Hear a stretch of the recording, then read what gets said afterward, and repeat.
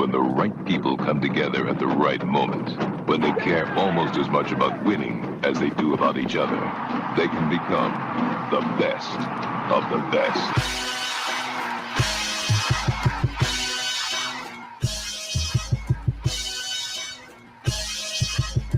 Welcome to the best soccer show, the best soccer show in the whole world. Here we go! It's the best soccer show. Jason Davis and Jared DuBois live post-game. USA 1, Haiti 0. First game of the Gold Cup in 2021, and we are here for you, the American soccer fan who may find yourself mildly frustrated. Jared, what's the right word for this? What do we I don't want to be doom and gloom, okay? I don't want to be that guy. I see all these people on Twitter like, the world's ending, they're terrible. Are we doing that? Is that what we're doing? That way you make it sound like being frustrated has to be doom and gloom. You can be frustrated without thinking it's like the end of the world. And I think this is like a scale, right? Okay. Yeah, I think a lot of times we do very poorly at understanding that this is a scale in youth soccer, that it's not always 0 or 10. You know, there's something in the middle there. This is on the lower end of the middle for me. It's a result. But if you had asked me if we were going to have a nail biter in the first game against Haiti, I would have said yes. Would you call that a nail? I don't know if I know Haiti had some chances. We almost gave up a goal at the last second, dude. Yeah, I did see that. That was rough. Look, okay, we were talking before the game. I mean, after the lineups came out, but before the game, and we were ready to spit hot fire over the fact that lineup was disappointing. I'm going to use that word again. Yeah. Frustrating. I'm going to use that word again. No Daryl Dike. No, he got in the game. So I'm going to find myself struggling to be as fired up about Daryl Dike as I might have been if he hadn't played at all. But also, what the hell, man? Like, we don't know enough about Zardes already. Like, we need to see more Jackson Yule at this point. I mean, look, give Kellen Acosta credit, give Sebastian Lletget credit. They were good. And by the way, player of the game. Let's just do it right here. Let's just go ahead and hand out the award for the best player of the match. Jared, okay. I have mine. You tell me who it was. Oh, Shaq Moore. Shaq Moore is 100% Shaq Moore. Absolutely. There's no question about that. That's the one thing that we can be happy about, is that suddenly we have enough. He falls into a few different categories we usually do on one of these. Player of the game, surprising breakout player that wasn't really on your radar. He's got like a bunch of these little different accolades. The guy was insane. But one of the people that really recognized alongside him is Kellen Acosta did a lot of work to free him up. Kellen Acosta had a really good game as well. Between the two of them on the right, the right hand side had a lot of good things happening. The right hand side had some good things for the first half hour or so. Then I think Haiti, and I have to check my notes. Haiti did make a change, and they added another body to the midfield, and it did shut some things down. The Areola switch was a tough one for the U.S. That was a major problem. Right away, you're playing with two central defenders. 10 central attackers in your front three. Gioacchini's not usually playing out wide, and then later in the game you get three of them up front with DK as well. Can we just say, what the hell? So again, I go back to the roster announcement, and before anybody says anything, Greg Berhalter's like, yeah, we don't have a lot of winger options. It's like, well, that's you did that. It's not like there was it's not like going to the grocery store and, man, these avocados, this is the best we can do. I really want some guacamole tonight. I can't. Where are the other? There are no other avocados. No, you have your choice. You can go pick wingers. You went to the store. Nicholas Gioacchini, I think he's probably a fine player and probably a decent center forward in the right situation. He is not a winger. How many crosses to nowhere do we get from Nicholas Gioacchini in this game? I mean, quite a few. Crossing's not his game. That's usually the guy that's supposed to be on the end of crosses. And I don't want to be mad at him for being bad at crossing when he got put in that position by a coach who went to the grocery store and picked the bad avocados. So there's part of me that wants to be kind of upset that Jonathan Lewis is starting. If I'm like, oh well, there's only two options. It was Jonathan Lewis and Jonathan Lewis shouldn't be on the roster. Thank you for playing. Yeah, but then again, Berhalter's fault that's all that's on the roster. The smarter thing to me at some point, instead of maybe not early on because I think you wanted Lletget in the midfield more, but the move was there to get Lletget or Lewis out. Get Gioacchini or Lewis out, bring Lletget to that front three and put in Busio, and still have a good possessive and holding position, and give a different look to someone who can actually serve a ball. If Lletget's good when your corner kicks and free kicks, he's good enough to serve a ball from the right wing. Yeah, okay. We're taking phone calls here. It's 717-727-2378. If you're watching on the stream, you can see it right there. It's down at the bottom. It's under no, it's under. How do I do this? It's under you. Point down. Point down to where you don't wear anything. The commando area. It's below the commando area. You have no idea if I have anything on right now or not. I don't know. I don't want to know. 717-727-2378. Call us and tell us what you thought of that game. We certainly want your takeaways. And look, again, all of this is sort of figuring out what the right anger level is supposed to be when it's. Hey, maybe there's someone out there that's stoked. We shouldn't assume. Maybe there's someone out there that's stoked. I don't. Well, okay. Again, we came into this, and you want to frame it up, right? This is about finding other bodies to help us in World Cup qualifying. Is this about how the team looks as a whole? Yeah, kind of, because that's how you tell if anybody's good. Like, you can't. This is the thing that's frustrating me. This is what makes me mad about this roster. Not that he took a bunch of guys that are on the fringe of the national team. Not that he took some young players who don't have any experience. I get that's what I want. That's expected. Not that he took a couple of veterans that we know a lot about. It's that he took this mixed match weird group. It's like, what is this? Like, why is this the team that we've got in this tournament when you can't put together a competent lineup? There's not, the pieces don't work, Jared. We talked about wingers. You have 12 center forwards. Yeah. You have center backs. You have what? We have a couple of fullback options, and Reggie Cannon apparently picked up an injury, which is not good. Yeah, obviously Areola's now potentially gone for the tournament. I don't think any of us are quite as nervous about Reggie Cannon having injury after seeing Shaq Moore tonight. But if you had told me beforehand, that worried me greatly. But still, that's still one depth. I mean, we're at one depth at right back, unless you're going to play one of your center backs out of position right now. And honestly, I was less concerned with Sam Vines than I was with Shaq Moore at the beginning of the game, because I was like, oh, Sam Vines, good chance. Last time I saw him, looked really good for the national team. Well, he was atrocious tonight. I mean, he got the goal.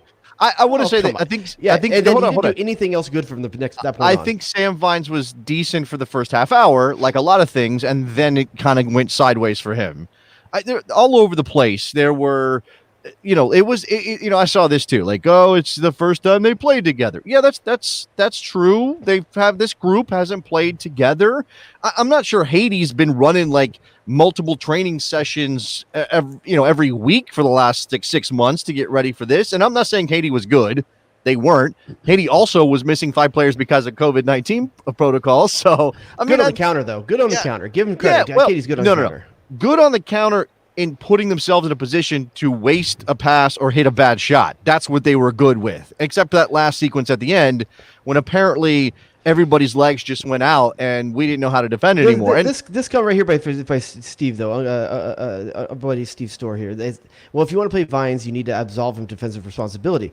The problem is that's the same problem we have with Serginho Dest. The U.S. is just not able to play that style without Tyler Adams on the field. So that means both Vines and Dest are only going to be good if Adams is on the field.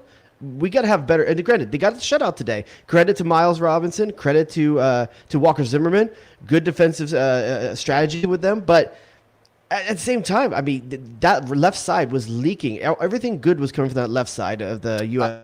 A couple of things here. Again, just for some context, like, I'm okay if you want to be angry. I'm okay if you want to pick apart this roster. I'm okay if you want to pick apart Greg Berhalter's teams, his team sheet. If you want to pick apart his tactics, that's fine. It's all fair game. I know, look, this isn't the first team, whatever.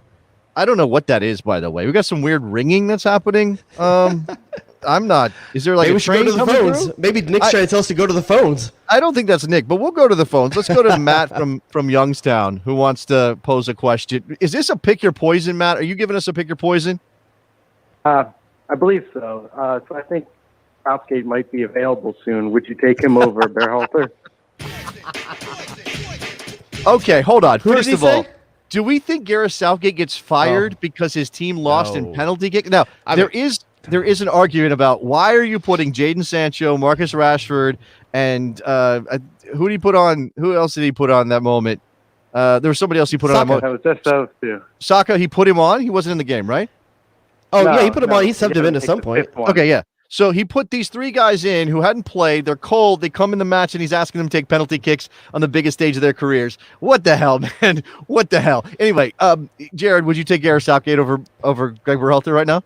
No, I mean, we're right about to start World Cup qualifying, so no, I would not take a guy that thinks a 19-year-old should take the 5th penalty kick in a Euro final. Sorry, not for me. We already got one pasty British dude down in Miami. I don't need another one in the States trying to tell us what to do. Oh, yeah, we don't need any more pasty, but with some questionable teeth, maybe? Questionable teeth situation. Am I allowed to say that? Okay. Yeah, that dude's got an interesting look to him. I'm going to address this just because I want to get it out of the way. Alexa says, is my shirt a bit tight? Yeah, my shirt's tight. My shirt is very tight. I admit that. My wife bought it for me. She didn't understand that this is the game. This is the authentic version, and I think you're just that swole.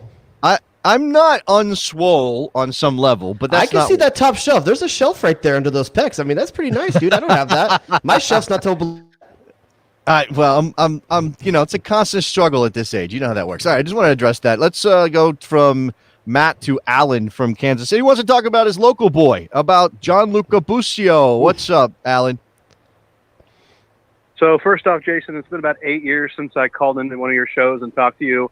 Last time I talked to you was about Timmy Chandler and what he did in the Gold Cup in Kansas City. Now, after 8 years of therapy, I could finally call in and talk about the U.S. men's team again. I want to say that when Busio came in, it seemed like we actually controlled the middle of the field, when most of the game it seemed all we were doing was playing down the wings and losing the midfield battle over and over again. Now, I may be biased just a little bit, but I think Busio just sets kind of a tempo in that back portion, and that's what he does for Kansas City. I just wanted to see your thoughts. I agree. I think it got better. Now, I think that also, you have to be fair, the wings were working prior to that. Now, or for the first half, maybe the wings were working. Things changed again with Areola going down. I don't think we threatened through the middle, which is I think what he's trying to say. But the wing success comes from the middle as well. I mean, you got to give some of the midfielders in the center credit for distributing the ball to those wide. This is the thing that has frustrated me about Jackson. I know you're calling about Busio, and I'll give Busio some run here. But this is the thing that frustrated me about Jackson Ewell is Jackson Ewell doesn't play quick enough at the international level, and he doesn't want to turn as dismantled MX Stockpile with an incredible name. Recently, Ewell has been very, very hesitant to turn, and he's a poor shield for the back line, so he should not be playing at this point. I can't argue with that. Like, I can't argue with the fact Jackson Ewell doesn't have whatever. He needs 2 touches to distribute. That's unfortunate. He needs 2 touches to distribute. He doesn't want to turn. When he does get the ball in the first half, again, when the wings were working, when Haiti was conceding those wide areas for whatever reason, he was picking out 30, 40-yard balls and finding players on the switch and getting guys in. But once that time was gone, once Haiti decided to push higher, Haiti decided to press higher, it completely killed the game for Jackson Ewell. It's no longer a Jackson Ewell game. So I don't know that Gianluca Busio is the answer for the first team, but that's not what we're here for. We're here to figure out if these guys can contribute. I got a question for Alan, though. As a KC native, all I hear, I'm going to tell you what I hear when they do the Busio trance, and I want to know if it's on purpose or just happens to sound that way. Does it sound like Rufio? Like, it sounds like the Rufio chant from Hook. Do you know about this, Alan? Yeah, I do, and it does sound a little bit like that. I want to throw one at you, though. When Zeusy gets announced, everybody says Zeus. Like, everybody who visits the stadium thinks that we are booing him as a player. We're just carrying his name out. So it's just a Kansas City tradition to kind of botch up our players' names. Okay. Well, that's not what Jared was saying. I'm going to let Alan I just go. like the pop culture reference of being Rufio. No. I think that's being discussed, whether it's Busio, as you would say, Rufio. And if you don't know the movie Hook, I can't be friends with you. I'm sorry. Unfortunate for you all. But no. I think Busio's entrance to the game definitely was a game changer. I think there was a few happened that also helped. I think DK stretching that back line a little bit more. The Zardes thing is unfortunate being played at left. I mean, having wait. It's unfortunate that Greg Berhalter boxed himself in and was forced to push Jossie Zardes out wide left late in the game in order to get Daryl Dike on the field. But I want to tell you why I feel it was unfortunate for us. Why it's unfortunate for us is that now we're having to watch Gioacchini and Zardes try to defend, and it is just not good when you see those guys having to track back. Now, here's the question, though, and I just saw someone put this out there. I'm not a fan of this, but it actually kind of makes sense here. Aaron Baker saying 3-5-2 for the duration of the tournament. And I'm not a 3-5-2 guy. I didn't like it when we played it in the past. But with the lack of front lineup now with potentially Areola out and Jonathan Lewis looking like trash, do you want to try to get as much as you can from Vines and more and commit to that 3-5? Yeah, sure. I mean, so that the midfield trio is what? What are you looking for? I mean, Acosta and Leggett were both pretty good. Acosta, as you said, done a ton of work. So you're playing a double pivot in that with who? With maybe Busio in front of them? I think Busio. Yeah, I think Legett's in front of him, to be honest with you. I think Leggett in front of Busio and Acosta then. Yeah, I think that's the better. Because you don't want Leggett doing all that as much tracking. Those two other guys are better tacklers of the ball. And Kellen Acosta's close down ability this game was fantastic. I'm taking the temperature of the fan base here. I'm looking at my mentions on Twitter. I'm having a back and forth with Garrett Cleverly. I see people in the chat here. The idea that this game, if you thought that Greg Berhalter was trash before this game, maybe after the Nations League, I don't know. Maybe you think that has nothing to do with him. It's all about just the talent that's available to him with Pulisic and McKennie and Adams and all that. Fine. Okay, that's a fair sort of approach to this team at this point. But the idea that this game is somehow says that Greg Berhalter needs to be fired, I think that's a step too far. Again, I'm upset about the composition, but I think he overthinks everything. So this is not necessarily that Greg Berhalter is a bad coach, but he has overthought. And maybe that's an indication. I think there's a percentage of the fan base that feels that this team is succeeding despite Greg Berhalter. That's how good the talent is, that the team is succeeding despite the decisions that Greg Berhalter is making. I can see the argument for that. What I think Berhalter does well, I think he's really good at getting the team focused on a combined goal. I think he's really good at nursing players' egos and emotions, bringing them in. Mm-hmm. What I don't think he is a tactician. I think some of the substitution patterns are odd. Some of his lineup formations are odd with the player choices that he makes. Maybe this is all according to his.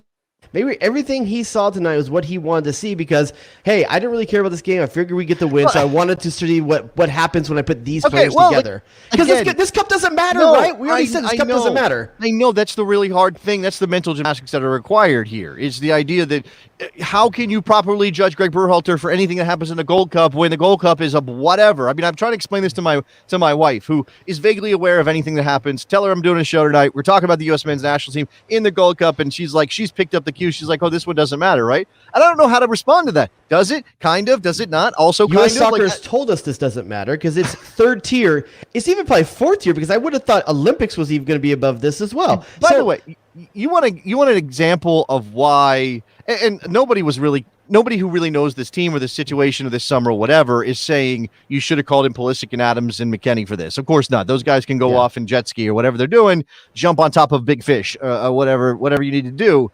But you look at the potential for what, if you had called in a first line player, a guy that might maybe, again, Reggie Cannon's an example, and he did pick up something, so I'm a little worried about that. But if you saw what happened to Chucky Lozano last night in that Mexico game against Trinidad and Tobago, that's why you have to be careful. That's why you wrap everybody up in I'll say this. I don't know if you feel the same way. I'm not sure if the listeners feel the same way, but my interest in winning this tournament way up once Chucky Lozano exited. Because, I mean, those teams both brought A teams, really this. We didn't. But now it's like, oh, okay. I feel like there's a little bit more competitive roster to what we brought when you lose two of the aces onto the premier team. I'm a little more interested now. I'm not going to lie. Look, I'm telling you, the Vultures, they're out for Greg Berhalter right now. The United States beats Haiti 1-0 in the first game of a Gold Cup. That really doesn't matter. And people are out for his blood at the moment. Tim's out for his blood. Fly High is done with Greg Berhalter. Again, I said Garrett Cleverly, who tells me, he says, Jason, serious question. Do you think Berhalter can lead the U.S. to a knockout win at the World Cup if we qualify? I mean, look, I can't tell him that. I can't laugh at that idea that if we qualify, because that's not done. And we saw what happened last time. And yeah, the talent's better, but who knows? We don't know how anybody responds in Honduras or El Salvador or Mexico or Costa Rica for that matter. So it's tough, man, because we're saying this and we've been saying this for a year. We're still saying it now. Have we seen a game with the best 11? We still have not seen a game with the best 11 all the way through 90 minutes in this entire Greg Berhalter run. Okay, that's fine, but that also, look, you're not going forced to. Okay, but you're not going at to. no point you're going to see your best 11. You're not going to see it game in, game out, but we have literally not seen it once. If Tyler Adams, Weston McKennie, Christian Pulisic, all been in the field, starters, and made it through a game, if I'm forgetting one, but I don't think I am. Injuries happen, and if you can't handle winning without, I mean, and look, he is dependent on the player pool. I understand that, but I think the argument is he's not doing as much as he could with the player pool that's available. And again, I am flabbergasted. Is that a word? That's a word like a 40-year-old white dude uses. Flabbergasted by the roster. It doesn't make any damn sense. Like, what are you? Look, I don't know that I need a dossier or like a treatise from him that explains, well, with Giacchini and Zardes and Dike and Hoppy, who we didn't see tonight, this is what we're trying to accomplish, despite the fact that we have no stupid wingers. Okay, here's something. If you want to blame Greg Berhalter for poor decision making, I think this is the one right here. Because how in a 4-3-3 formation is it better to have Zardes and Dike all in the field at the same time over Matthew Hoppy? Like, Dude would have run down everything, especially to close out a game. Well, okay, let's not forget. So, you've already said it was not a 4-3-3 at that point. They're not even trying to play a 4-3-3 anymore at that point. I mean, again, I think it was funny listening to John Strong and Stuart Holden try to figure out what the substitutions meant, because you're like, he's coming on for who? And well, even Giacchini, 17 minutes into the game or 20 minutes of the game when Ariello comes out. It seems to me Matthew Hoppy is a better option off the bench than Giacchini on the far right. I don't think we know that either. I think that's like two different bad choices. Like, I don't think you want that. That's not where you want to go. Now, I know this is another thing I want to get out of my head. Before let me clarify from right here. I know Hoppy's not, but if you watch him play, he's fast. He chases down balls. He can get behind a defense. I don't think that's Giacchini's game. Yeah, but in that system that they were playing when Giacchini comes in, that's not what he's doing, right? And he's not even playing inside off of Moore. He's actually playing down the right flank off of Moore, who then is cutting inside because Giacchini's driving wide. And again, I think that must have been by design. Why else would Giacchini be doing that? If that's, I mean, I don't know.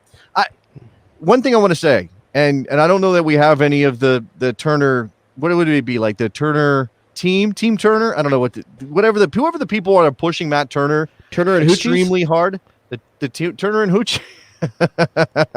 I'll give you a ding for that one. The guy can stop a shot, no doubt about it. Yeah, he cannot distribute the ball. It is not good. And I got to pick your poison for you then. Okay, let's do this. And I know we got a call on the line, so I'll get to this quick. So, which do you feel more nervous with the ball at their feet? Zach Steffen or Matt Turner? Defenders closing in, balls coming to the feet, a decision has to be made for distribution. Who scares you more? I think Zach Steffen scares me more because he doesn't look like he cares about what he's about to do with the ball. Turner at least looks nervous, and that makes Turner will clear it. I don't think he'll try to mess around because he knows he's limited. So I think Steffen scares me too, because I think Steffen thinks he's one of those guys that's going to deke an on-running attacker. Yeah. He thinks he has that drag back, and he don't have that drag back. You know what I'm saying? Like, what is that? Look, they're both not good. Not good. Okay, I know that's not the focus of this, but we spent so much. I know. Look, I do think that he could push himself into a conversation for playing time. But if you're asking Matt Turner to distribute the ball, you are in trouble. Let's go to a Canadian. We're gonna let a Canadian on this show. We haven't heard from this dude in a while, dude. This is one of our old homies. Vince up in Toronto. What's up? What's up, Vince? I'm well. How are you guys doing?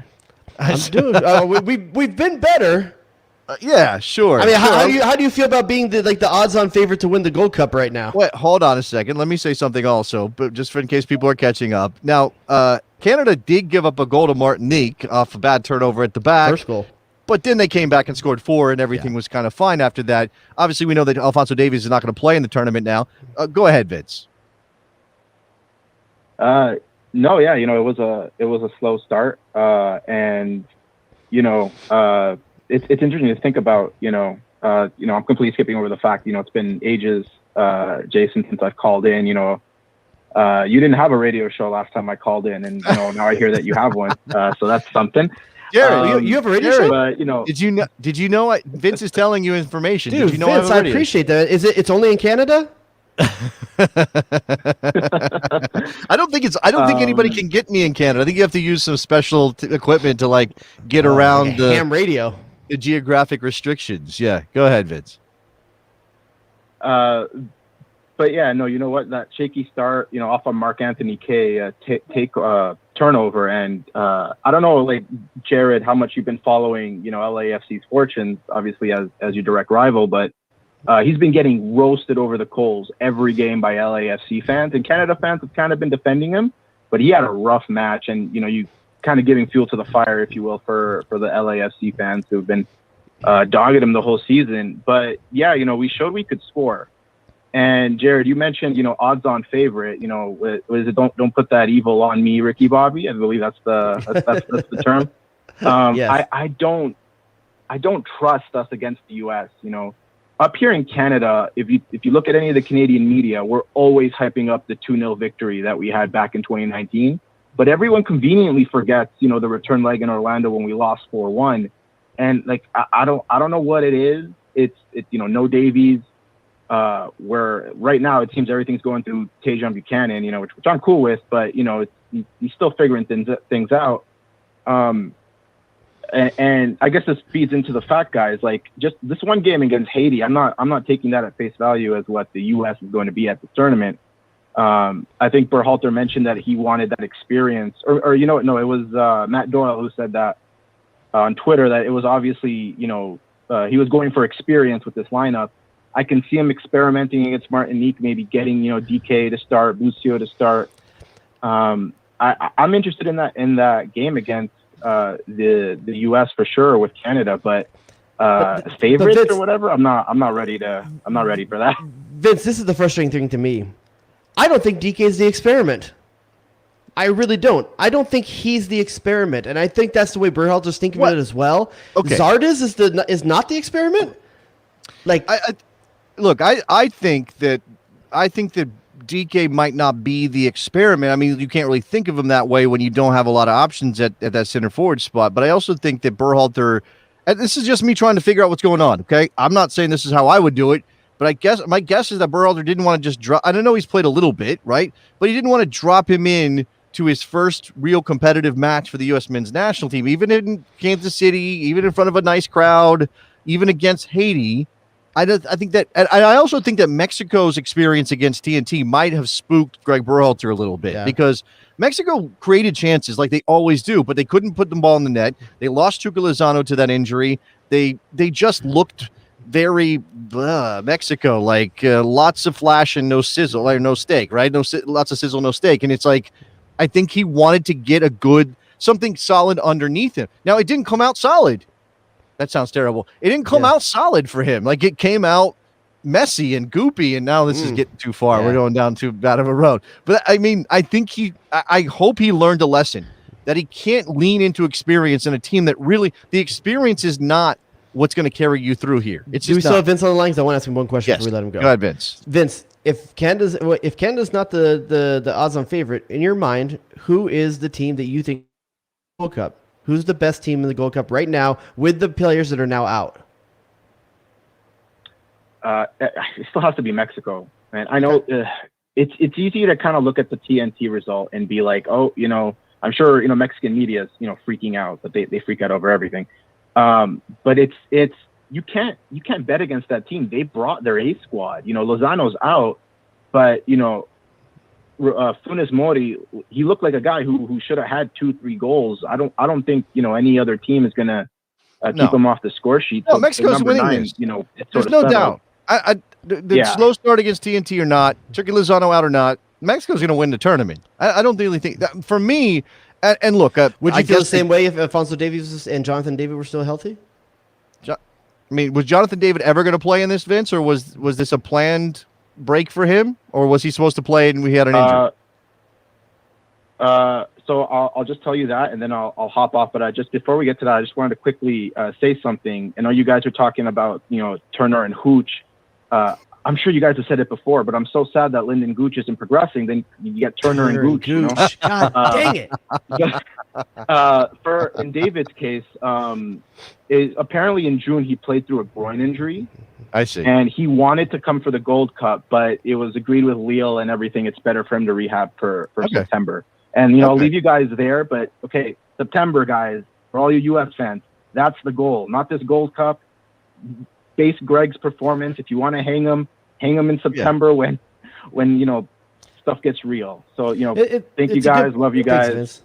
Thanks for the call. It's good to chat with you. It's a good point because, listen, be mad about Berhalter all you want. That's fine. If you want to be mad. I get it, man. I do. I think there's plenty of things to be mad. It's not changing anything. He will be the coach of the World qualified. There's no change that's going to happen between now and then. He will be the coach through the first failure or success. He will be the coach for it. They're not going to make a change even halfway through. I don't think if they're not doing well. I don't think they make a move. Man, if you're staring down the barrel of missing a second consecutive World Cup because you're not getting the points, who are you going to bring? Bruce Arena again? Somebody just going to start all over?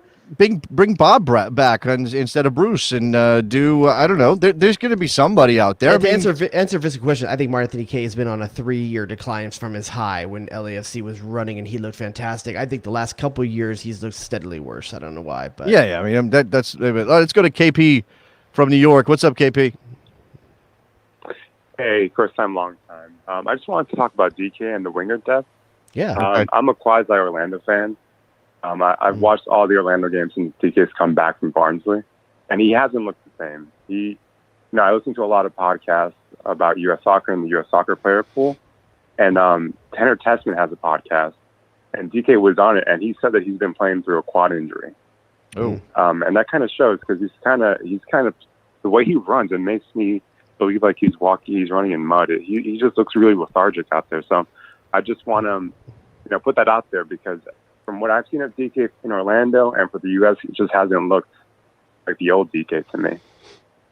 Okay. And I'm really concerned.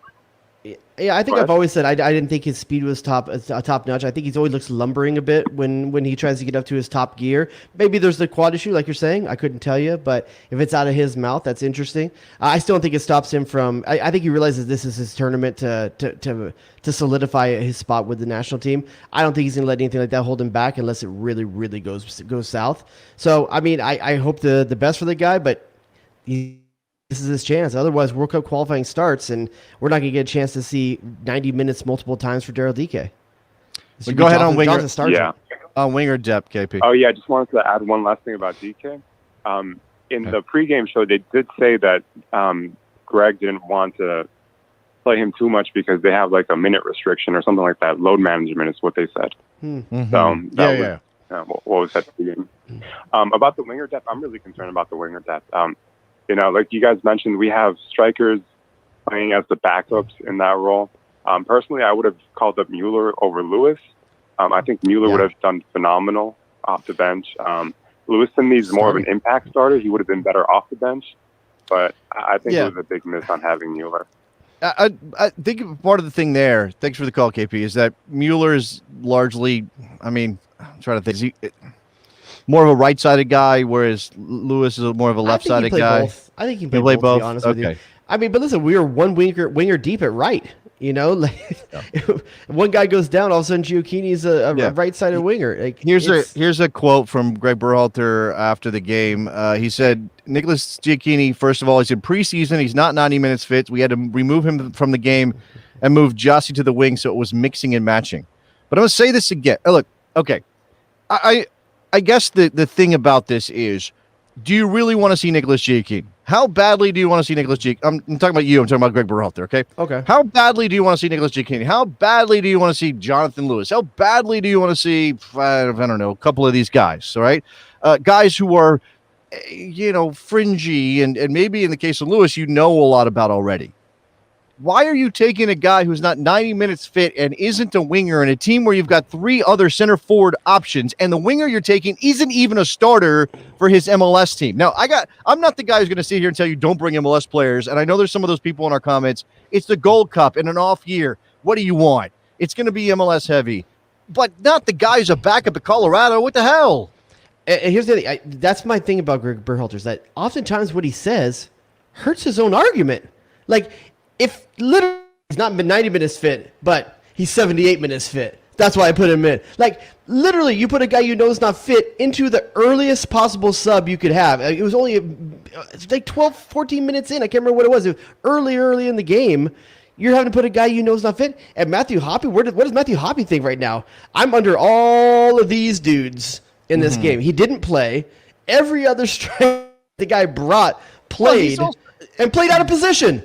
I know. I'm not going to say it's the right move. I don't think anything matters. And this is the problem. Nothing matters. It's the Gold Cup in an off year, whatever. The only reason it might feel kind of important is because you do still have to work out depth for a World Cup qualifying campaign that's going to be a bitch. Okay? It's going to be a bitch. It's going to be hell. And Mexico brought some players because they want to win this thing, and I guess you don't want to have Mexico walk all over you, I guess. I don't know. Again, it's this thing about, like, did he just randomly pull players out of it? And some of these guys, load management came up from KP. Some of these guys can't play a lot because there's an agreement with their clubs, and their clubs are like, what the hell are you doing? Some of these guys aren't available. I'm not talking about the first level guys. I'm talking about second, third level guys aren't even available. It's wild that Reggie Cannon's here. Some dudes said no. Yeah. So look, I would love to have Luca Della Torre here. Dude wasn't going to come, and I get it. Yeah, I'd love to see Julian Araujo here. Dude ain't gonna come. I get it. Like, I don't think Chris Mueller said no. I don't think Orlando said no to bringing him. Like, there's other dudes that could have. Paredes. I would have loved to see Paredes in this lineup or in this camp. The dude looks fantastic out there for DC.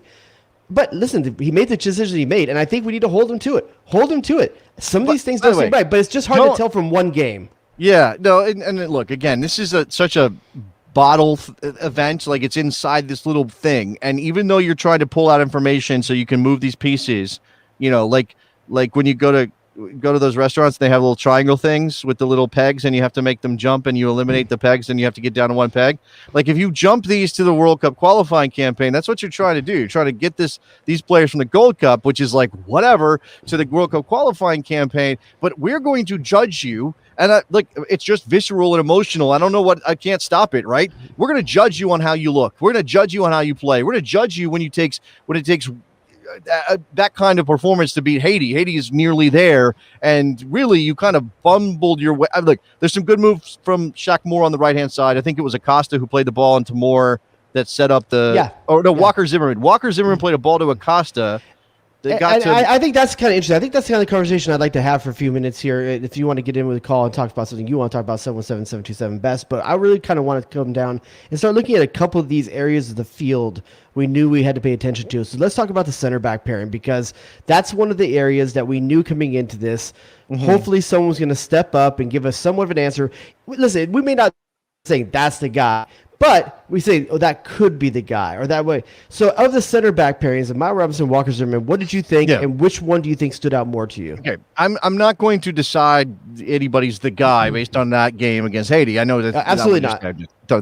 I thought Walker Zimmerman looked pretty good. I thought he was defensively sound. I thought his passing was next level compared to, they were playing through Zimmerman, and they were doing it on purpose. It was interesting. You always hear about Miles Robinson being such a good distributor of the ball.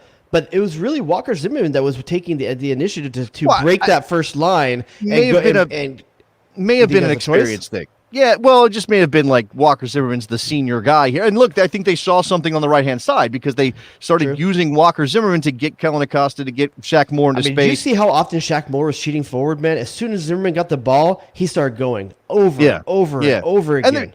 Zimmerman got a little bit cocky with it and turned the ball over once or twice in dangerous areas I didn't like. But I also understand, like, you're going to make some risky passes if you're trying to cut out those lines.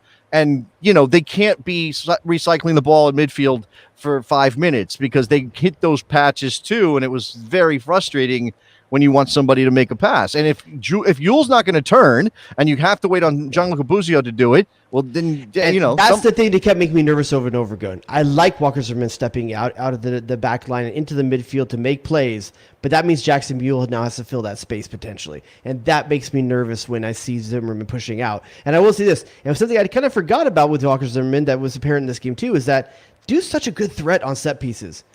Multiple times he was in good positions to make something happen up front. And I think that's a difference maker we don't talk about enough with the center backs. I'm not so sure about the hairstyle, though. Like, I'm not sure. The third thing ain't working.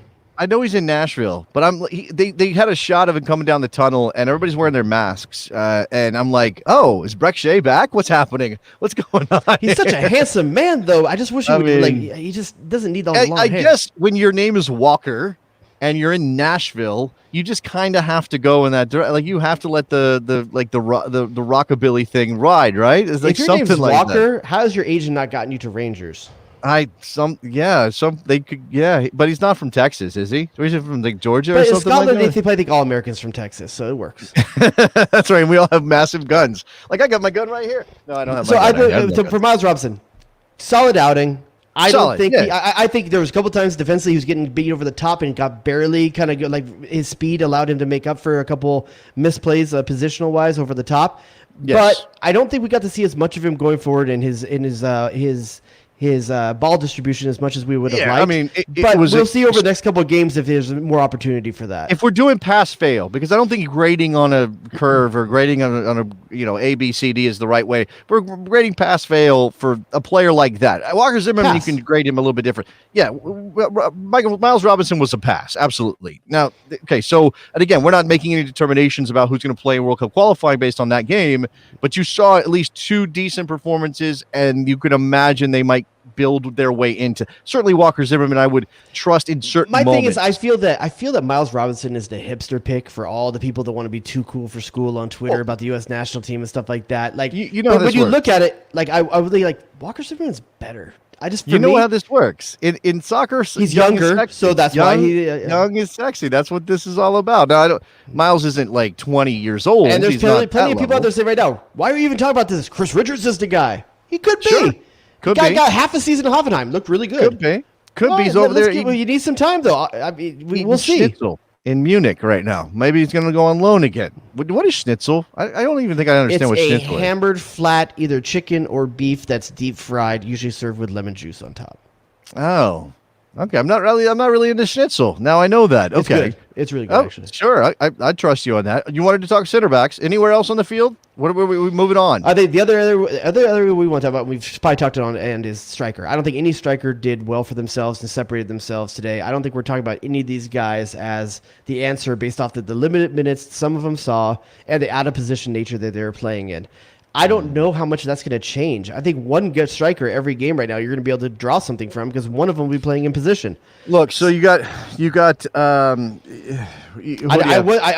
got the most minutes. I think full game, maybe. Yeah, I think a full game.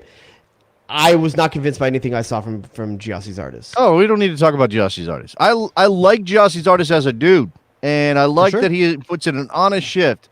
But Gyasi Zardes is not dangerous. One of the most frustrating players in the world because he works so damn hard, but every bit of his skill is just short. His touch isn't good enough. His choices aren't good enough. He's good strong, but he's not strong enough to really make that physicality matter. He's not a good enough passer. He is, and this, I don't know, just don't want to be too mean, but he's like 65% of Josie Altidore, and Josie Altidore not walking through the door. So what are we doing here? What are we doing? Right? I'll be shocked if he starts Zardes again next game. Shocked because it's a missed opportunity. I'm saying please don't. Not again. I don't hate Gyasi Zardes, but if you're going to use this tournament to be something else and to find not know about Gyasi Zardes after coaching him at the club level and playing him nonstop at the beginning of his tenure as U.S. national team coach. Do you think that if Gyasi Zardes changed the hair, like went with a different color, which he could have done a billion times? I know it's like Grandma can see me on TV, which is great, love it. But if Gyasi Zardes decided to go with like blue or like neon, like Nickelodeon, like slime green, would he come across as a different, like would your brain tell you, oh, maybe that's a different player? Like, could he change your perception? I think at this point I am illogically biased towards not liking that hair because I don't like how he plays with it. So maybe I would change. Maybe my perception of him would change. I don't want him to go Damaduro and have pizza on his head, but I mean, a little something else would be okay. Okay, he's got a bunch of kids though. He might need to feed them. He might need to get a pizza deal. I'm just saying. Got to feed their kids. Let's go to Chris in Houston. Chris, you're on the air. What's up? Hey guys. So talking soccer, we're thinking, what is the point of this tournament? It's kind of a C team that everyone's showing up with, right? And Yeah. so should this be a, hey, let's get our good, young guys out here, or, have the Zardes of the world play all the time? You're honestly asking our opinion on that? Our opinion on that is that it should be fringe players that have a potential to be an impact substitution or a person that, if there's an injury at the A-team level, to come in and play quality minutes, because it's actually a real thing. This is a different World Cup qualifying cycle than we've ever seen before, because there's going to be more minutes, more games back to back, and you're going to need 4 of these guys on this roster. Yeah, look, I think the problem is, real quick, the problem is that as fans, we want to see the new guys because we already know what the old guys can do, and they're not going to surprise us. We have, again, this is the idea that potential is always sexier, right? What have you done for me lately, Eddie? We don't know how good Miles Robinson can be unless we play him. Okay, fine, play. But you, as a coach, though, I don't think you can sacrifice your entire tournament and any momentum you have as a program and sort of the psychology of it on the altar of just playing new guys. So this is why Leggett and a couple of other guys, Jossie Zardes, are there, because you can't say, well, let's just punt the tournament and play only kids. And because if the kids get roasted, this is why our kids got roasted in World Cup qualifying. I mean, Olympic qualifying. Our kids got. That's the thing. Sure. It's like, what is this tournament for? It's not the silverware. If it happens, cool. I don't need to see Jackson Ewell anymore. I think Berhalter feels different, but I agree with you. Yeah, no, I'm with you on that. Oh no, 100%. He definitely feels different because he said that he's like he's going to be like a main player for the rest of the World Cup. I hope that things can change. He doesn't have quality to be, and I hope that this game. Which again, I mean, let's not make Haiti out to be some sort of complete patsy. Correct. They at least know how to play the game of soccer as a group, and they do a good job. And again, they were weakened and all of that. I don't think this is like, oh, we should have won 5-0, and if we don't, we suck. I don't think it's like that, especially considering the makeup of the team. But I hope that Berhalter looks at this and looks back on tape and says, okay, Jackson's not our guy. Let's go with Gianluca. Let's see if we can do that, especially if Callan Acosta is going to help him out defensively, and as he did today. Also, Jonathan Lewis, although, again, you have 0 wingers, so I don't know what you're going to do there, right? Well, I just some of it's like, all right, we have these middling guys that are never going to be part of the team, right? And why are they starting them? Well, that's the thing. They're not. It's not exactly that. Okay. You say they're middling guys who aren't going to be part of the team, but guess what? Again, you're going to play 3 games in 8 days in World Cup qualifying, multiple windows. Pretty much every window. Lewis is not going to be part of it. Okay, I agree with you. I think Berhalter needed to see that more. For some reason, he thought he needed to see it more. I don't know, but I do. I don't think anyone here is going to fight you on that. Jackson has more potential to play than Jonathan Lewis will, because I think you're right about Lewis. Yeah. There's the need to have a Tyler Adams backup is greater. But Chris, I'm going to let you go. But let's talk this out, Jared. I'm not defending Jonathan Lewis because I don't want him on the field. But who are the Chris Mueller is the one option. That's the one guy we keep bringing up, right? Is there anybody else out there? Tyler Boyd. Tyler Boyd just got dropped. The Besiktas doesn't want him anymore. I think he's looking for a new. Doesn't mean he can't play winger. No, it doesn't. But I think he's a limited player that you know a lot about already. And again, that's the argument. You can say that for almost everyone on this roster. I agree, but I'm just looking for the alternatives. I'm just trying to figure out, okay, who are the guys, especially considering available guys. We don't even know if Tyler Boyd would be able to play based on whatever preseason's happening. You can make the case for Tim Weah. Didn't play a lot of minutes in Nations League, but I'm sure he wants a break. But he didn't play a lot of minutes during the French season. He was the bench player, Yeah, but this would have been his chance to really make this team his.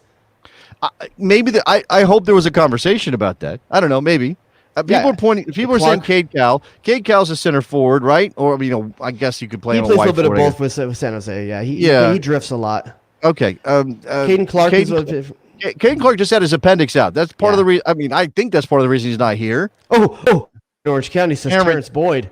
Terrence Boyd. Oh, what'd I say? What? No, you I said Terrence Boyd. Yeah. No, I'm just saying Terrence Boyd doesn't need to be here, Frank. That's Sorry. how far we are down the pecking order. No, but that's my point, right? Like now you're just picking. You're now at the. No, I'll say Jesus Ferreira, Ricardo Pepi. Like these are guys that. Why are you angry with me for saying those three names? I'm talking about wingers. We're talking about wingers. And you're bringing up center forwards. You're bringing up guys that, okay, yeah, I want to see Ricardo Pepi and I want to see Jesus Ferreira. Again, those are young guys. At this point, though, we're going through the bargain bin at the convenience store that has all the DVDs that nobody actually wants anymore. Like, like the Overload $1 for, I don't know, like World Pup or whatever that is. What's the dog movie where he plays soccer? You know what I'm talking about? I don't think it's Air Bud World Pup. That's what I'm talking about. He plays soccer in one of them? Yeah. He plays soccer in one of them. You didn't know that? I think that's true. I don't know. Maybe I'm making that up. There's one, Julian Green. Julian Green's an interesting one for sure. And again, he's in a team that just got promoted. So perhaps there's some reason he couldn't be here. Again, the thing I think people easily want to jump to, well, Berhalter's an idiot and he didn't call up all these guys and there's Julian Green and there's and I think we can't know. Let's forget there's another big name that's out right now with injury that would have been potentially in this or the Nation League. That's Jordan Morris. Jordan Morris is a guy that plays that exact position that's not available right now. He's Paulo Areola is Jordan Morris light. Yes, I think that's probably fair, and this team would be a lot better if Jordan Morris was available and healthy and playing in it. There's no doubt about that. I'm like, now we're going through like second tier MLS guys to get to a place of like, well, who would have been better? You just called Jordan Morris second tier MLS not guy. Jordan Morris. You brought up the one example of a guy said it, not me. You have a radio show. I don't know how you're ever going to get him on it again. Just Damn, dog. He'll come on my radio show because I got it like that. Yeah. Okay. Look, at this point, I don't know. You're playing Martinique next, right? If Martinique is a struggle, then I guess the alarm bells need to ring, at least on the tournament. And again, I don't know how upset to be in terms of what this might mean for qualifying, Jared. That's what I'm saying. Can I give props to Kevin in the chat real quick, just because he keeps saying 2-generation old wingers that would like Justin Mapp, Chris Pontius, Mike Grella. I mean, my man's got the knowledge on point of the old school guys. I mean, this is just, if you have these names in your head, jeez, Chris Rolfe, if you have these names in your head, you're just, I don't know, you're just wasting brain space now. Yeah, I would kill for Eddie Lewis on this team. I would kill for Eddie Lewis on this team right now. Sure. I guess that's probably. I mean, I don't know where he would play in a 4-3-3, but just someone that could serve the ball with their left foot that's not Sam Vines. Okay, that's a position we should talk about, because left back is an issue at the full team. Sam Vines was a guy everyone was excited to see. Don't think there's anything that we saw of him that it's going to make us want to change our mind about Serginho Dest starting at left back. Anthony Robinson is going to be the person that pushes that conversation. And I think a lot of it's going to be based off of what does he decide to do? Is it really going to be Wolverhampton or Man City? I'm not going to throw Sam Vines out into the, not throw him in the trash based on this one performance. However, you're right that I think that it's fair to say Anthony Robinson is ahead of Sam Vines in terms of the pecking order if you have your best team available. But again, they're probably going to need Sam Vines at some point during the qualifying campaign. Makes me nervous, dude. I mean, you'd be nervous because we all should be nervous. Here's the other thing. Seeing Shaq Moore out there, I don't think there's any chance Julian Araujo plays for the U.S. Now, I mean, just think about it. Think about that right back position right now. Like, it's so stacked right now, dude. Like, and Julian Green, if anything, should feel that guy just had the game I should have had. Honestly, by him not coming, potentially, he gave Shaq Moore the ability to steal the spotlight, and he did. Shaq Moore stole that spotlight, and now that may cement Julian Araujo's decision to go to Mexico. Yeah, there's in terms of Sam Vines, there was a big moment for Haiti. It looked like that left back spot had been vacated. I think Vines got caught upfield. However, I also think Sebastian Lletget had stepped in behind to fill the space left by Vines. So Vines is thinking, okay, I got cover there, and then Sebastian Lletget drifted centrally, didn't cover the space, which led to Haiti getting the big chance. Again, I'm not letting Sam Vines off the hook. I'm simply saying you have to look at the way that these things are supposed to work. And also say, I think Sebastian Lletget had a really good first 45. I think that with those long spells of possession that we would have in certain stretches, including leading up to the first goal, Sebastian Lletget was really good at pivoting, making the turn, changing the point of attack over and over. And that's the thing he does that I know that Berhalter likes, that I don't know there's another player on this team that's going to do consistently, but it's thankless. When a guy makes a 10-yard pass, it safely, that doesn't seem like a big deal. But if you can do it 30 times out of 32, that's a really big deal in that midfield. And that's what he brings to the table. So I think he had a okay game. I wouldn't put it at like his best or anything like that. I still think Kellen Costa had a much better game than Sebastian Lletget. But for me, Shaq Moore number 1, Kellen Acosta number 2, Walker Zimmerman number 3 in terms of the top 3 players that did something for their cred for the World Cup qualifying cycle. Steve is pointing out that Joe Scally is playing preseason matches with Gladbach, getting starts, or at least playing in matches. I haven't checked, but that's obviously another right back option. So maybe he's going to get a chance. I think James Sands came in, and look, by that point the game was kind of weird, but I think James Sands did pretty well, so I don't think he hurt himself at all in terms of too short a time to make a no, call sure. But and nobody's saying James Sands needs to start in World Cup qualifying. I'm just making a point that he's building something. Like each one of the guys who took a step forward, the guys who took a step back. Sean O'Reilly saying Matt Turner number 4. Number 4 behind who? I don't know, man. I can only think of 3 guys. I mean, 2 guys. I would maybe put Stefan. Stefan and Horvath. Who's the other? Yeah, who would you say? Sean Johnson at this point? I don't know. Maybe saying Brad Guzan. I don't know. Sure, but I'm not sure who else would be in there like for that. I would even make the case that Matt Turner could be 2. I mean, if you hold on. The United States is going down to Honduras for a World Cup qualifier. I know that's in the first round of matches. They're going down to Honduras for a World Cup qualifier. Zach Steffen is unavailable. Ethan Horvath is hurt, and there's no Matt Turner. Sorry, Matt Turner's the next guy up, you would think. Are you going Brad Guzan or Matt Turner? Man, Honduras. Honduras? In Honduras. Are we playing Saprissa on turf? It's not Saprissa on turf. Oh, it's not even Saprissa anymore, huh? Saprissa is Costa Rica, first of all, dude. What did you say, Costa Rica? I said Honduras, man. I apologize. said Honduras. I think you said Costa Rica. I'm sorry. Man, that's going to be a chippy game. I would go Matt Turner, even though Brad Guzan makes me feel better from my experience standpoint. But I would go Matt Turner. I think you're probably right. But the experience would make the lack of experience in those environments would make me nervous. It would make me extremely nervous. This is a good point right here from Kevin Bowen. Turner may not be a better keeper than Guzan. He's not necessarily a better third keeper than Guzan. And that's an interesting point because the third keeper on a World Cup qualifying squad or a World Cup squad is rarely ever going to see the field. It's more about what do they bring as a locker room presence. Yeah. Who's the guy you always bring up as the prototypical third keeper on a World Cup squad? Oh, Nick Romando? I thought you were going to say Marcus Hanneman. Oh, no, I'll say this. I think the third keeper by Frankie Haydick was always on a squad, even if he wasn't going to play. Yeah. Dude that's just a locker room guy that's going to get everyone hyped. You know, and I don't think Brad Guzan's getting anyone hyped. I don't think he's ever been hyped in his life. But I'm sure in his own. I think there's something to be said about the leadership aspect of it all. The veteran. Yeah.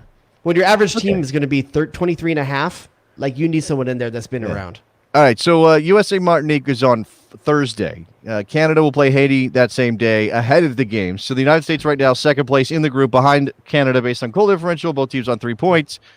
I would presume Canada will take care of Haiti, but Haiti gave us a tough game tonight. Who knows? Maybe not. It's interesting. Goal differential could definitely come into play in this side of the tournament. I hope. I very much hope. And I saw somebody say, "What if they lose to Martinique? Then we'll probably." I think it was Frank who was saying, like, if they lose to Martinique, then we'll say, "Oh, it doesn't matter anyway. It's the Gold Cup."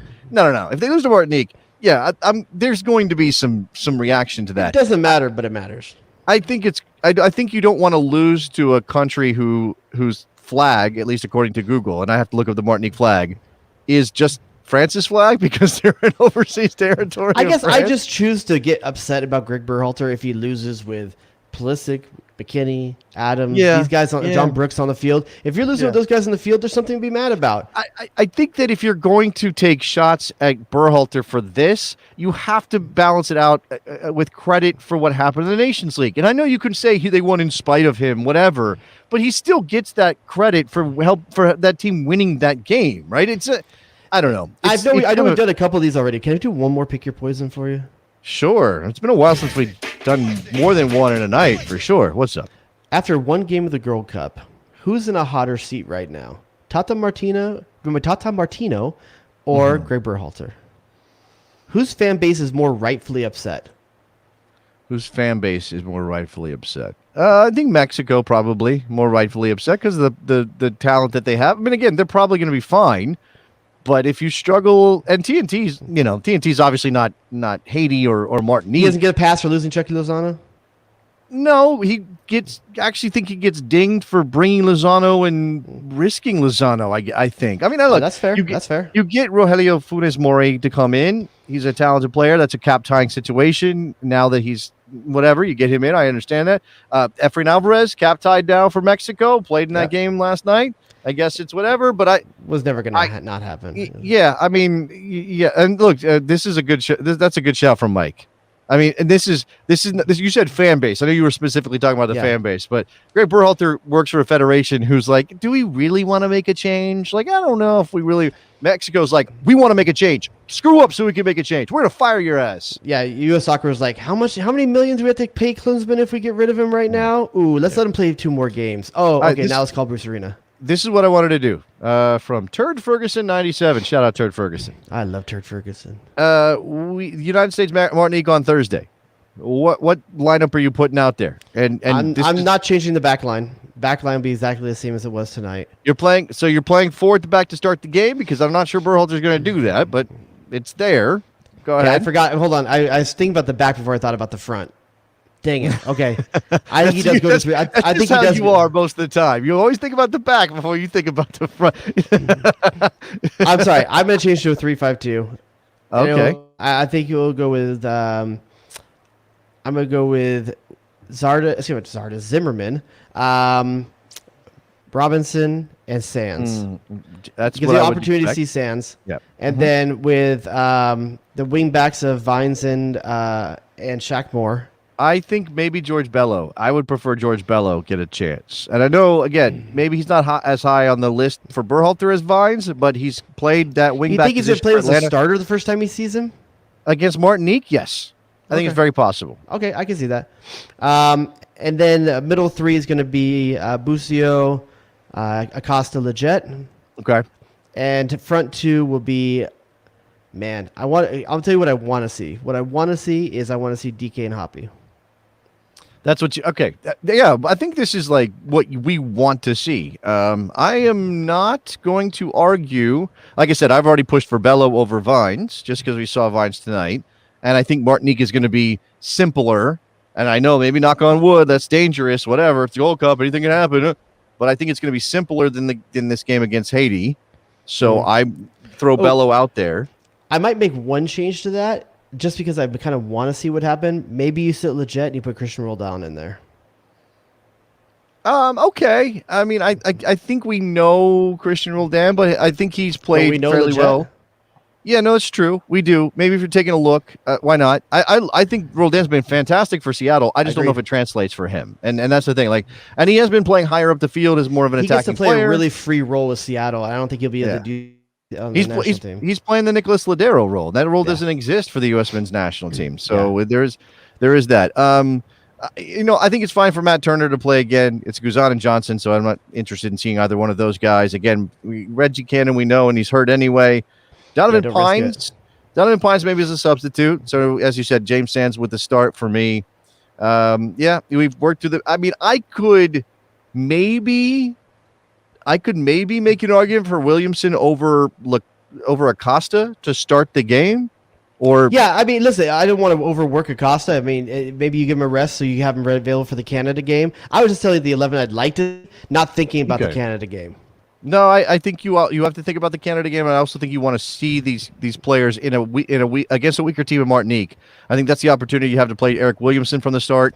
And then, as you said, I think DK starts, and then we haven't seen Hoppy at all. And the other guys you've all seen, and Ariel is now injured. So there you go. This is the chance for the U.S. For the fans to see the closest thing to a meme team that you would see at this Gold Cup. This is the Martinique game. Pull all the levers, do all the hypes, everything you got.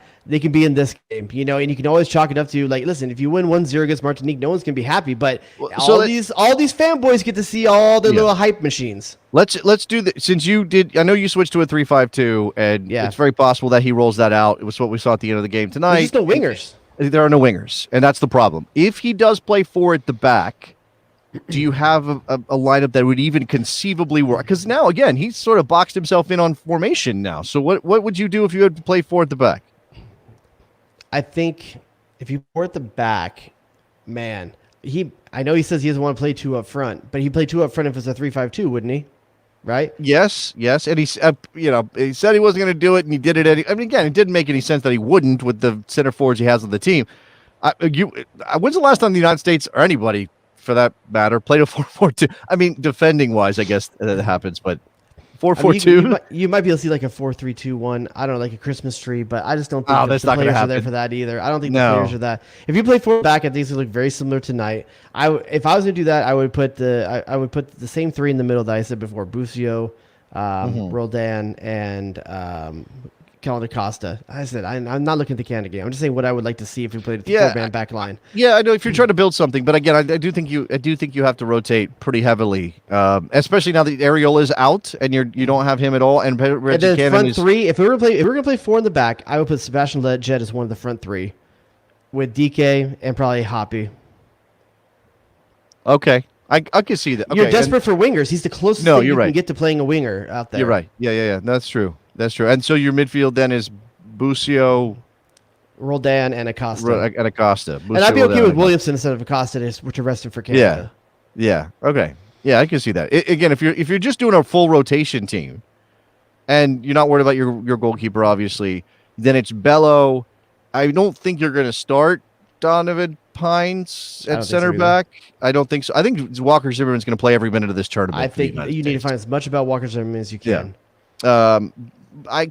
Maybe Pines instead of Robinson if you're rotating, or Sands. I guess Sands because he was a substitute. So you're playing 4 at the back. Sands would be next to Zimmerman, and then your midfield if you're rotating Busio after being a sub tonight, Williamson after being a sub tonight, and then you have to pick one of Acosta or Leggett.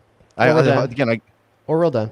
Oh, did I leave out Roldan? You did. Okay. Yeah. Okay. So Roldan. And I think putting Roldan in allows you to put Leggett up front if that's the way you want to solve the winger problem. And it's a potential solution. It's not a great solution. It's not a thing anyone feels good about. But it kind of solves it. Based on what we saw tonight, and again, if I'm going rotation, then probably Giacchini. I mean, again, not 90 minutes fit. Giacchini would probably, and DK in the middle, Giacchini on the right side, and then here's the thing. Alexa says Hoppy only has 6 goals, right? Not really tearing it up. It's more goals than Josh Sargent. You know, and not just that. It's not what Hoppy does in terms of goal scoring. If you watch his games, plays for a terrible team. Okay, but the industry up front, the guy has. That's what you bring him in the game for. You take a look at Matthew Hoppy because he's a player who broke into a Bundesliga team when they desperately needed goals at 19 years of age. Not a guy that can't start for the Colorado Rapids. Yeah, that I would argue that yes, you would. I would prefer you look at Matthew Hoppy over a guy who doesn't start for the Colorado Rapids. Yeah.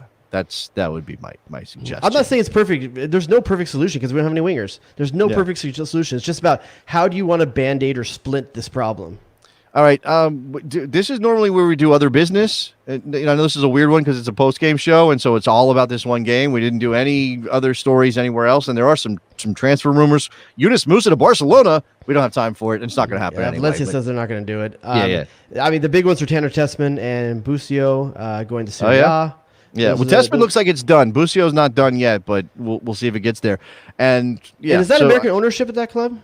Yes. Okay, that's what I thought. They do have American ownership there. All right, let's wrap up the business then with bringing in Nicky Soup and Salad and see if he has anything to add to the show. Let me just the Sausage King of Chicago. No longer the sausage. Now I got to get a Seinfeld drop where they ask for a big salad because then now you're big salad. That's you what didn't you play are. the no soup for you. Oh, I guess he's here. He's here. Why would I play no soup for you if he's here? It still says soup. I know. Look, see those white walls? He's getting ready to move. Very soon. We didn't even know he was one going to be of the here. fans found out where he lived. All right, Nicholas Soup and Salad. What do we got? First of all, it's good to be back. Missed you guys last week. This week we've got some great reviews on Apple Podcasts. Okay. So thank you so much. By the way, I just want to point out, well, we all did it tonight. We're all repping the jersey, and we're all wearing different jerseys. And I could have pulled out a couple other versions, but I wouldn't. I have the most old school. You do have a super old. This is the last time America was great. I'm looking at Nicholas's jersey. The sublimated. I love a sash. I just don't know why we did like a gray sash on a white background. There's a sash on that? Yeah, there's a sash. You can barely see I it. can barely see it. You do it the wrong way. Trying to do it in reverse. All right, go ahead. Nick. Just got to look down. Go ahead with the reviews, Nick. We got some good ones this week. This is a really good one. This is from Warren Buffett.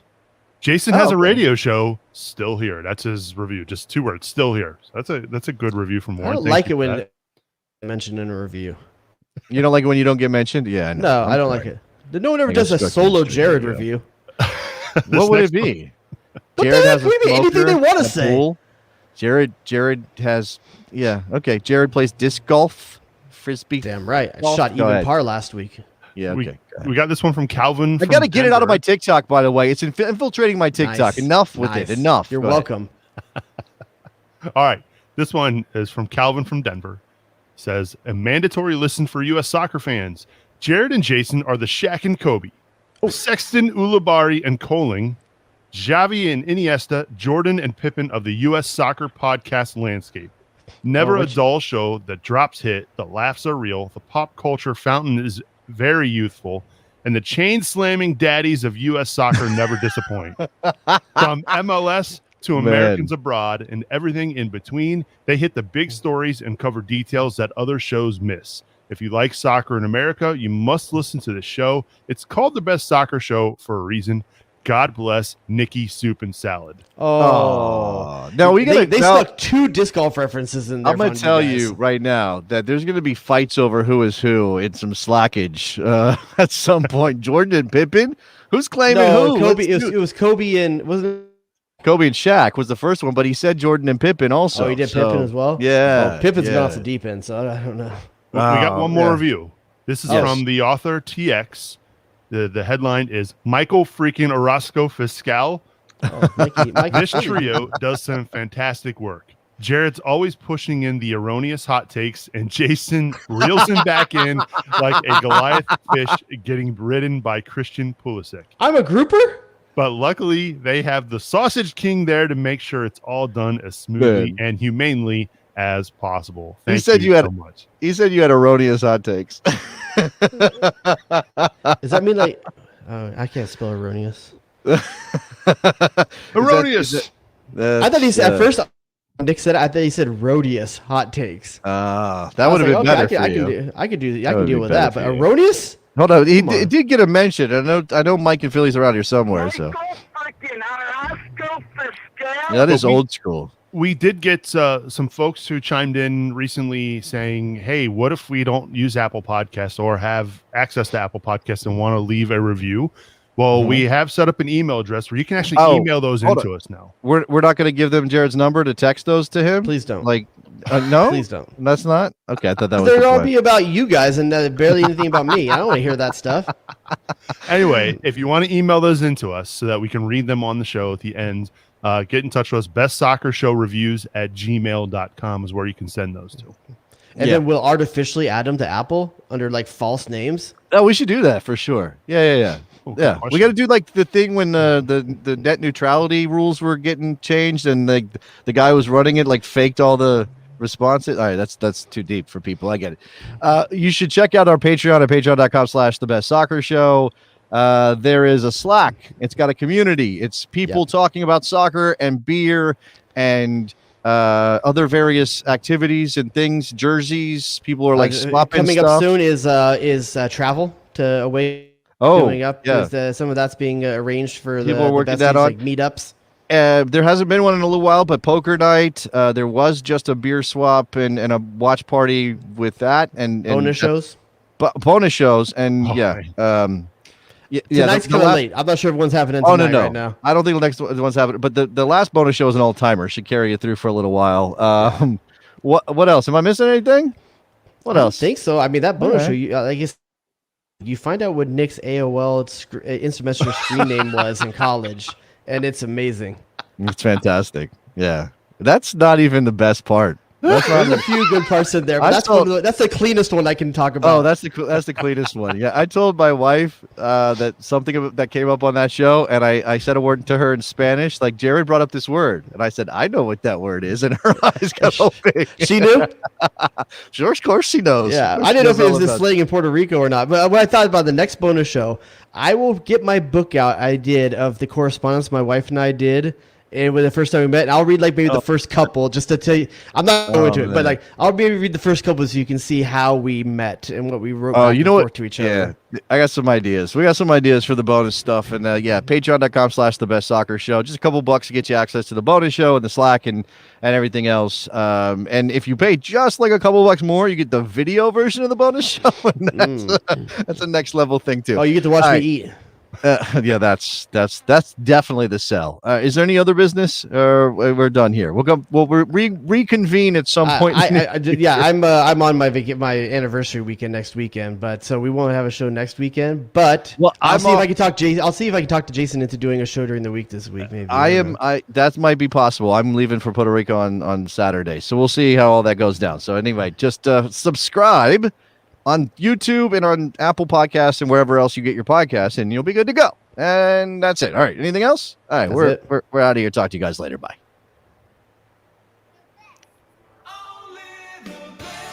Michael freaking Orozco Fiscal. Danger zone! Oh,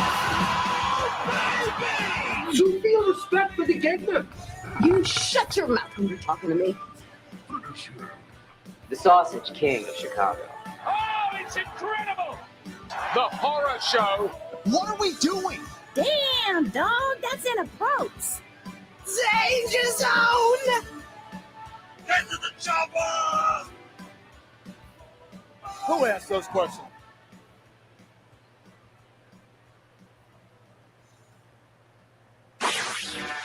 Jay Rodius.